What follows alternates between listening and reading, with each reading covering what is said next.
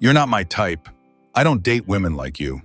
The harsh words echoed through the upscale restaurant. Clara Voss, young CEO, stood up, her face cold. "Then good luck with your wallet." She left the table, walked through the lobby, where staff were throwing out a shabby man and a mute girl for looking dirty. She stopped, her eyes meeting the child's tear-filled gaze. "Wait, they're sitting at my table." No one understood why, but from that moment, a failed dinner would open the door to something that would change her entire life. Clara Voss, 32 years old, CEO of Voss Atelier Fashion Empire, famous for being cold and perfectionist. She was a woman always on time, sharp-tongued, but behind that was loneliness. 10 years ago, she'd barely survived an accident, saved by a soldier whose face she still remembered. Today's blind date was arranged by her best friend, hoping she'd open her heart. But after the argument, Clara felt only emptiness. As she prepared to leave, she saw a father and daughter being thrown out of the restaurant for begging. The man wore an old shirt, holding a clumsily wrapped small gift box. The 7-year-old girl, curly hair, mute, only knew to grip her father's hand tightly, eyes full of fear. Clara stepped forward, said coldly, "I invited them. My table is still empty." The staff fumbled awkwardly. The man tried to protest, but she just smiled. "Consider it me needing someone to eat with." They sat down. She ordered food. The girl bowed her head, wrote on a napkin, "Thank you." The man said softly, "I'm Ethan Ward, 36 mechanic. This is my daughter, Lily." Clara recognized something in his eyes, calm, composed, very different from his appearance. When the food arrived, Lily drew a small flower on the napkin. Clara saw it, asked gently, "Do you like drawing?" Ethan replied, "She can't speak, but uses colors instead of words." Clara smiled, the first genuine smile in months. The restaurant's ambient music played softly, chandeliers casting warm light that felt ironic against Clara's cold evening. Her blind date had been a disaster from the start. The man, a hedge fund manager her friend had vouched for, had spent 30 minutes talking about his car collection, his vacation home in the Hamptons, his opinion that successful women were intimidating and unfeminine. When Clara had politely disagreed, he'd turned nasty. She'd built Voss Atelier from nothing. 12-hour days, sacrificed relationships, missed holidays. She'd turned a small boutique into an international brand. And this man, who'd inherited his position from his father, had the audacity to suggest she was too ambitious to be relationship material. The comment about her wallet had been her breaking point. She'd stood, dropped cash on the table, and walked away without looking back. Now, watching this father and daughter eat with quiet dignity, Clara felt something shift. Ethan cut Lily's food carefully, showed her how to use the napkin, whispered encouragement when she seemed overwhelmed by the fancy setting. The love between them was palpable, uncomplicated, real. Everything her evening had lacked. "Thank you for this," Ethan said quietly. "We were just walking by." Lily saw the decorations in the window. "I wanted to buy her ice cream from the cart outside, but she pointed here. I was trying to explain we couldn't afford it when they asked us to leave." Clara felt ashamed. Of the restaurant, of the culture that judged people by appearance, of herself for participating in a world that valued surfaces over substance. "You don't need to explain. Everyone deserves to eat somewhere nice." Lily was drawing on another napkin now, her small hands moving with surprising confidence. She held it up, showed it to Clara. It was a picture of 3 people sitting at a table, smiling. One had long, dark hair like Clara's. "She wants you to keep eating with us," Ethan translated, though his voice was uncertain. Clara looked at the drawing, at the child's hopeful face, at the man who was trying so hard to give his daughter a good life, despite obvious hardship. "I'd like that," she heard herself say, and she meant it. They talked through dinner. Ethan spoke little about himself, deflecting questions, but Clara learned that Lily loved art, that they lived in a small apartment near the industrial district, that he worked multiple jobs to make ends meet. When Lily yawned, clearly exhausted, Clara called for the check. Ethan tried to contribute, but she waved him off. "Please, this was the best dinner I've had in a long time." As they left, Lily turned back, pressed the flower napkin into Clara's hand, then hugged her legs quickly before running back to her father. Clara stood in the cool night air, holding the napkin, feeling tears threaten for reasons she couldn't name. The small flower Lily drew on the napkin, Clara folded it and put it in her purse, not understanding why she wanted to keep it. The next morning, Clara was surprised to find Ethan at her company, fixing a stuck elevator. "You work here?" "Temporarily. I take maintenance jobs for equipment." Clara felt flustered but smiled. Must be fate. While waiting for the elevator, they talked. Ethan said he'd been a technical rescue soldier, but left service after his wife died of illness, now just focused on raising his daughter. Clara listened, feeling like she was hearing a story she'd witnessed from afar. That afternoon, she found Lily sitting alone in the company lobby, drawing a picture of a helicopter and a man pulling someone from a burning car. Clara looked at the drawing, her heart pounding. That was exactly the scene in her memory from the accident 10 years ago. She asked Ethan, "Were you in Washington 10 years ago?" He hesitated. "I saved a few people in that accident. Why do you ask?" Clara didn't answer, just looked down at the flower on the napkin. That night, Lily got a fever. Clara took both father and daughter to her penthouse to make care easier. They cooked porridge together in the kitchen. For the first time, laughter echoed through the cold penthouse. Clara told about her childhood being abandoned by her parents, and Ethan spoke about learning to speak again after loss. Lily woke up, pulled Clara's hand, wrote on it with her index finger. "Mom." Clara froze, tears flowing. She'd never been called that name before. The fever had spiked suddenly. Ethan had called Clara in a panic, having no one else.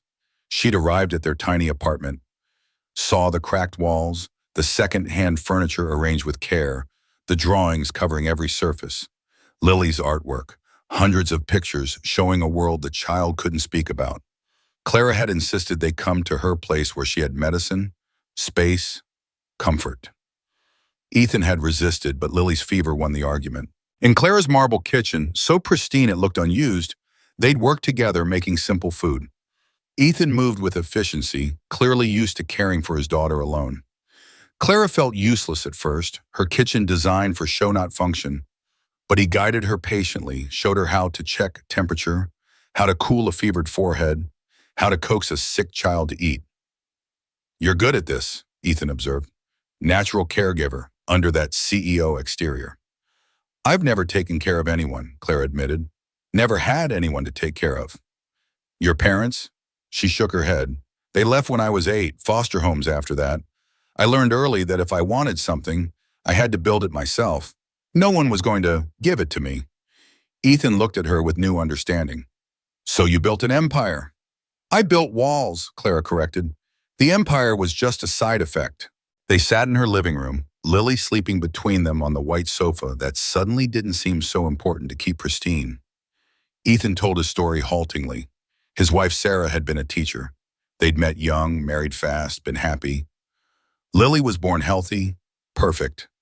But at 3, she'd witnessed her mother's final illness, the hospital visits, the deterioration. After Sarah died, Lily stopped speaking. Doctors called it selective mutism, trauma-induced. She could speak physically, but chose not to. "I failed them both," Ethan said, his voice breaking. "I was deployed when Sarah got sick. By the time they let me come home, she was dying." Lily was already going silent. "I should have been there." Clara reached for his hand without thinking. "You're here now, that's what matters." He looked at their joined hands, surprised. "I'm nobody, a washout with a broken kid and no prospects. Why would someone like you?" "Someone like me?" Clara laughed bitterly. "I'm a mess, Ethan. I work 16-hour days because going home to an empty apartment is too depressing. I haven't had a real relationship in 5 years. I don't have friends, just business associates. My last blind date told me I'm too successful to be lovable. So maybe we're both a little broken. Maybe that's okay." Lily stirred, opened her eyes, saw them holding hands. She smiled, then reached for Clara's other hand. Slowly, carefully, she traced letters on Clara's palm. Clara, then MOM. Clara's breath caught. Did she just? Ethan nodded, tears in his eyes. "She's never, with anyone else, she's never." Lily looked at Clara with absolute trust, absolute acceptance. And Clara, who'd spent a decade building walls, felt them crumble. She pulled the child close, held her, and cried for the first time since she was 8 years old. The next morning they ate breakfast together. Clara burned the eggs, but no one cared. Lily drew a picture of the three of them, labeled it Familia in child writing. Ethan tried to leave, to not overstay, but Clara stopped him. Stay, just for today. Let's see what happens. So they stayed, played board games Clara had bought for decoration and never opened, watched movies on her massive TV, cooked dinner together, this time without burning anything. It felt like playing house, like pretending at a life Clara had never allowed herself to want. But it also felt real in a way nothing had in years. When evening came, she didn't want them to leave. The guest room is made up, she offered, if it's easier. Ethan looked at her, really looked, seeing past the CEO to the lonely woman underneath. Are you sure? No, Claire admitted, but I want to try, if you'll let me. That night, putting Lily to bed in the guest room, the child pulled Clara down for a hug, whispered in her ear, so quiet Clara almost missed it. Stay. The voice was rusty, unpracticed, but real. Lily had spoken. Clara's tears came again, but happy ones this time. I'm staying, sweetheart. I'm staying. The word Lily wrote with her finger on Clara's skin. Mom. News spread. An employee in Clara's company planned to sell design secrets. When Clara confronted them, she discovered Ethan was being suspected because he had access to elevator systems and cameras. She went silent. Were you using me? Ethan was quiet, eyes sad. No, but you won't believe me. Clara fired him that night, her heart heavy. The next day, Lily came to the office, placed a new drawing on Clara's desk, a picture of the man shielding her from flames. She looked stunned. She began investigating, discovered the original camera footage had been edited by the head of IT. When she went to the warehouse looking for evidence, she was blocked by a group, insiders trying to frame her. Ethan appeared. He'd been following to protect her from afar. A fight broke out. He took down the ringleader, saved Clara once again. She trembled, held his hand. I was wrong. You're the one who saved me that year, aren't you? He nodded slightly. I didn't want you to know. I just wanted my daughter to see that a good person won't be misunderstood forever. Clara broke down crying, leaned on his shoulder. The betrayal had come from Marcus Chen, her head of 8 for 5 years, someone she'd trusted, promoted, given opportunities. He'd been selling designs to competitors for months, using Ethan's maintenance access as cover. The evidence was damning once Clara looked past the surface manipulation. Marcus had edited security footage, planted files on Ethan's work tablet, created a perfect frame job. Clara had fallen for it completely. When confronted with the evidence, she'd been devastated but acted decisively. Fired Ethan immediately, had security escort him out, refused to hear his explanations. She'd been so sure, so quick to believe the worst. Because deep down, she'd been waiting for the betrayal, expecting it. Good things didn't happen to people like her. People always left, always hurt, always took. So when it seemed like Ethan had used her, part of her had almost been relieved. It confirmed what she'd always believed. Lily had come the next day, had somehow gotten past building security, small and determined. She'd walked into Clara's office, ignoring her assistant's protests, and placed the drawing on the desk. Then she'd stared at Clara with accusing eyes, eyes that said, "You were supposed to be better than this." Clara had looked at the drawing, really looked.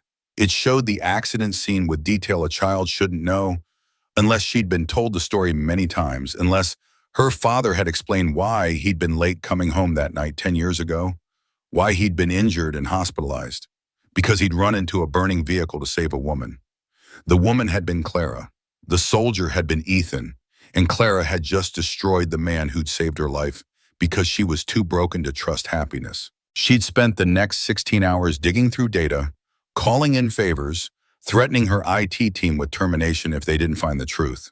When Marcus's actual files emerged, showing months of communication with the competitor companies, transfer receipts for hundreds of thousands of dollars, Clara felt sick.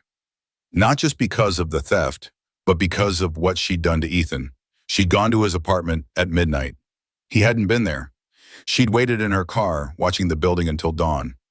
When he finally arrived, clearly having worked a night shift at some other job, she'd approached cautiously. "I know," she'd said. "I know everything.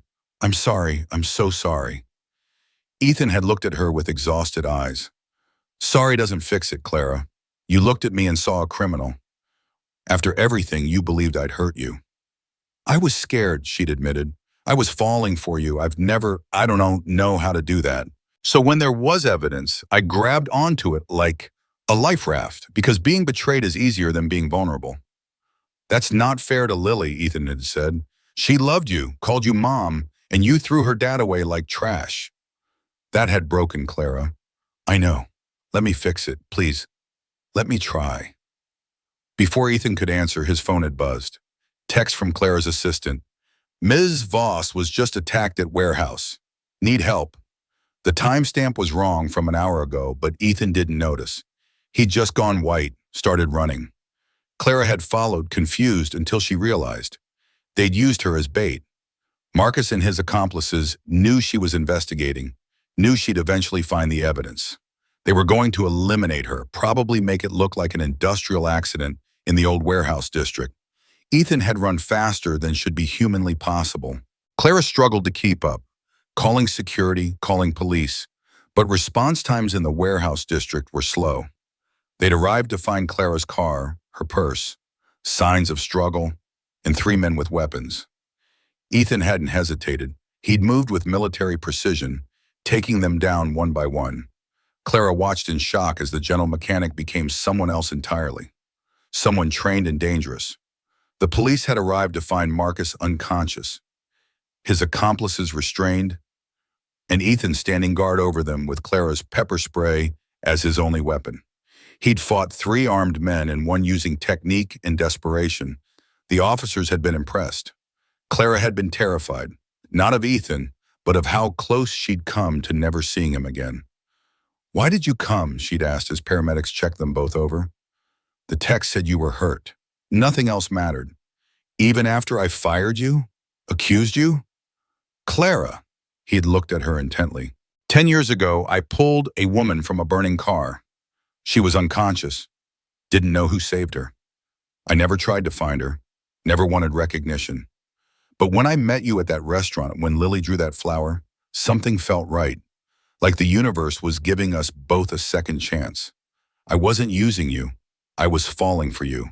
And yes, you hurt me. But I'd rather be hurt by you than safe without you." Clara had kissed him then, in front of the paramedics and police and gathering crowd. Kissed him like he was oxygen and she'd been drowning.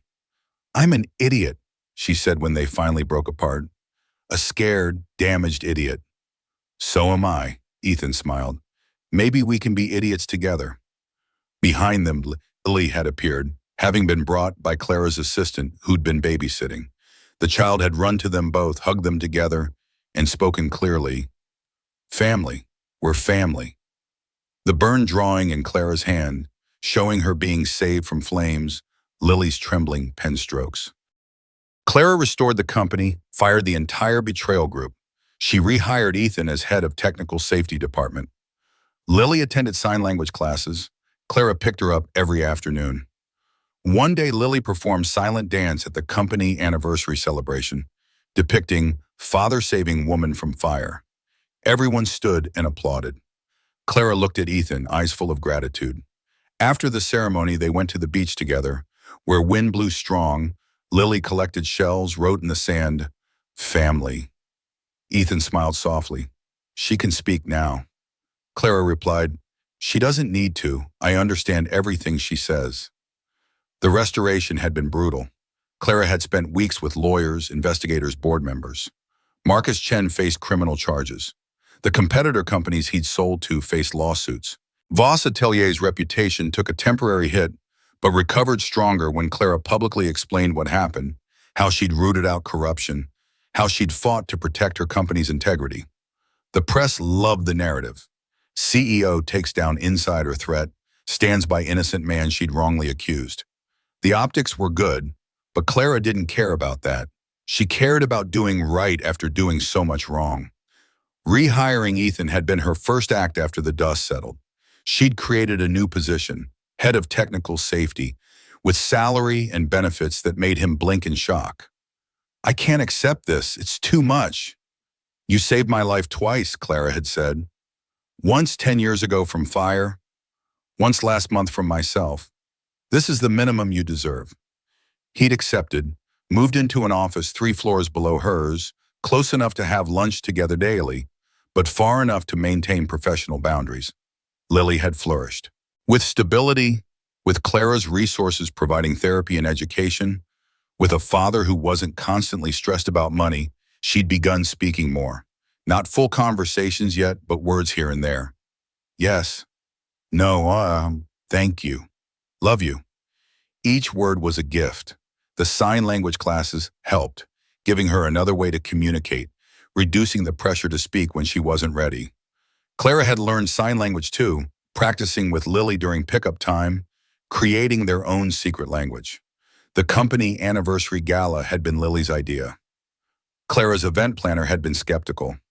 A child performing at a corporate event? But Clara had insisted.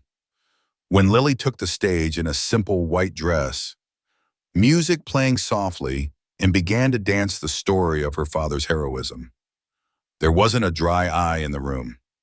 She'd choreographed it herself with her dance teacher. The woman falling, the man running in, the flames stylized with red silk scarves, the rescue, the gratitude. It was beautiful and heartbreaking and perfect. After Lily had signed to Clara, "That's our story," Clara had signed back, "That's our beginning." The beach trip had been spontaneous, Ethan's suggestion. Lily's never seen the ocean, so they'd driven out on Saturday, parked, run down to the sand. The child had been overwhelmed by the vastness, the sound, the gulls. She'd collected shells obsessively, filling her pockets, insisting Clara keep some too. "For memory," she'd signed. Writing family in the sand had been her declaration. Big letters, proud. Ethan had taken a photo. Clara had it printed, framed, hung in her office next to her business awards. Because this mattered more. This was the achievement she was actually proud of. They'd watched sunset together. Lily fell asleep between them, exhausted from play. Ethan had looked at Clara over their daughter's head. "Thank you for giving us this." "Thank you for not giving up on me," Clara replied. "I see you, you know. The real you. Not the CEO, not the Ice Queen reputation. I see the woman who was abandoned at 8, who built armor to protect herself, who's terrified of losing people so she pushes them away first. I see all of it, and I love all of it." Clara had cried again. She was crying a lot lately, happy tears mostly. "I love you too, both of you. I didn't know I could feel this way." "Now you know," Ethan had kissed her forehead, "and you can't unknow it." "I don't want to," Clara had whispered. "I don't ever want to." They'd stayed until dark, then carried sleeping Lily to the car. Drove home, except home wasn't Clara's penthouse anymore. It was wherever the 3 of them were together. From Lily's silent hands to the language of eyes and emotion, all 3 learning to speak again what had been lost. Early morning, sunlight streamed through glass windows, coffee aroma mixed with sound of waves. Ethan woke early fixing the old bicycle for Lily. Clara walked out, handed him coffee. "I've learned to warm up cold things. What do you think?" He smiled, both coffee and hearts. Lily ran over, placed a small shell in Clara's hand, wrote on it, "Mom." Clara gripped her daughter's hand, looked at Ethan and, "If you two don't have anyone, I want to be the one who stays." Ethan replied, "We were just waiting for you to say that." On the table, the small flower Lily once drew was pressed in a glass frame, next to a photo of 3 people smiling together. Clara said softly, "Family isn't where you're born, but where you choose, and choose again every day." Ending, Lily ran to the beach, sunlight covering 3 figures, the woman who'd been lonely, the man who'd been hurt, and the child who'd been silent, now laughing together in a new morning. They'd moved in together officially on a Sunday. Clara had hired movers, but they barely needed them. Ethan and Lily's possessions fit in a few boxes. Clara's penthouse had felt like a museum before. Now it felt like a home. Lily's drawings on the walls, Ethan's tools in the garage, breakfast dishes in the sink. Life messy and real and perfect. Clara had changed too. Left work at 6 instead of midnight. Took Sundays completely off. Taught herself to cook, badly, but Lily ate everything she made with enthusiasm. Started laughing more. Softened. Her business associates noticed. "You seem different," her CFO observed. "Happier." "I am," Clara admitted. "Turns out there's more to life than profit margins." She'd worried it would hurt her professionally, showing weakness, being soft. But the opposite happened. Employees felt more comfortable approaching her. Creativity increased when people weren't terrified of their boss. Productivity actually improved. Turned out fear wasn't an effective long-term motivator. The morning routine became sacred. Ethan made coffee while Clara packed Lily's lunch. They'd sit together on the balcony, watching the city wake up before starting their day. Lily would practice new words, trying them out in a safe space. Pancake. Beautiful. Happy. Each word a celebration. On the 6-month anniversary of their first dinner, Clara took them back to that restaurant. The staff remembered, treated them like celebrities now. Lily ordered confidently in sign language, the waiter understanding. They trained their staff in basic signs after Clara had written a public piece about accessibility. The manager came over. "It's an honor to have you back." Clara smiled. "Thank you for throwing us out that first night. Best thing that ever happened to me." They laughed, understanding the irony. That night, putting Lily to bed, the child spoke a full sentence. "I love you, Mom. I love you, Dad. We're lucky family." Clara's tears came, as they often did now. "We're so lucky, baby. So incredibly lucky." Ethan found her on the balcony later, staring at stars. "Thinking deep thoughts?" "Just grateful," Clara said. "I had everything, success, money, recognition, but I had nothing. Now I have less in my bank account and everything that actually matters." "No regrets about the blind date?" Ethan teased. "Only that I wasted 30 minutes on that jerk before you walked in." She turned, wrapped her arms around him. "Promise me something. Promise we'll choose each other every day, even when it's hard, especially when it's hard." "I promise," Ethan said. "Every single day I choose you, both of you." They kissed under the stars, and somewhere inside, Lily was drawing another picture. This one showed 3 people holding hands with a simple caption, "Forever Family." If you believe healing stories like this deserve to be told and not forgotten, leave a comment and subscribe to Hidden Heart Stories. We tell the stories that should never be forgotten.